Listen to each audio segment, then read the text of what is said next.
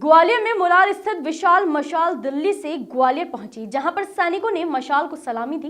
1971 में पाकिस्तान पर पाई गई विजय को स्वर्णिम विजय दिवस के रूप में मनाया जा रहा है।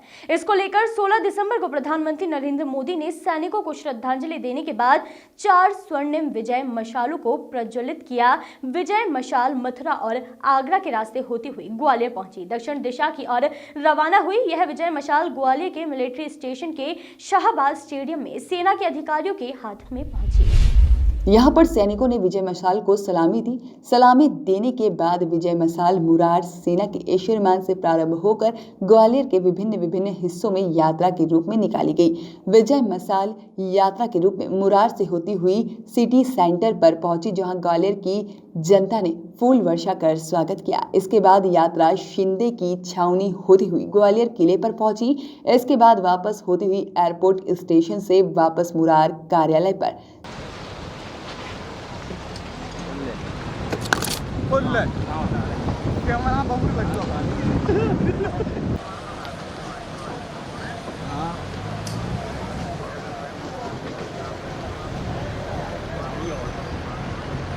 अरे यार इनको बोलो ना यार, स्लो चले यार भैया यार, इनसे बोल दो यार थोड़ा स्लो करके चले यार, थोड़ा स्लो करके ना ठीक है पारे।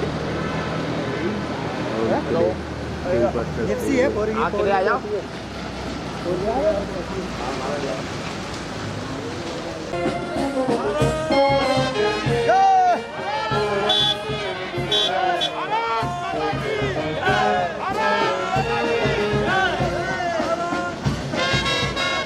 जय हिंद।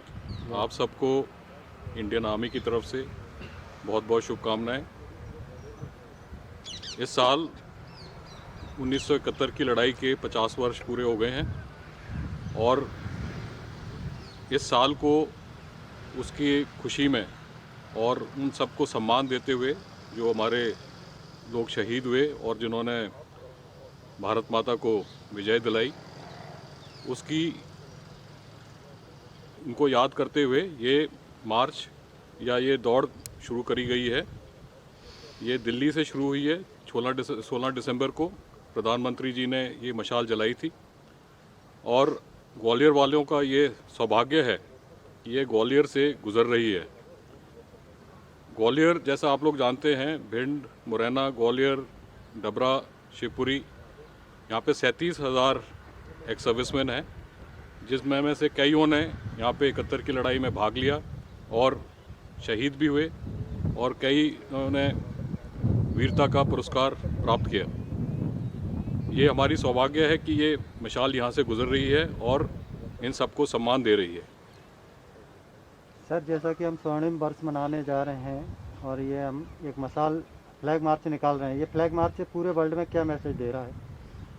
ये एक तरीके से हमारा जो 71 का लड़ाई था उसका सम्मान में है।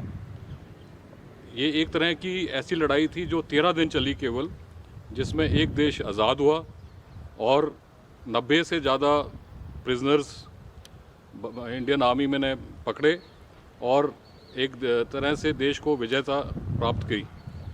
और इसमें हमारे बहादुरी और जो हमारे सीनियर ऑफिसर्स और पॉलिटिकल लीडर्स थे, उन्होंने एक तरीके से एक मसाल दी कि एक देश किस तरीके से अपना उद्देश्य पूरा करता है।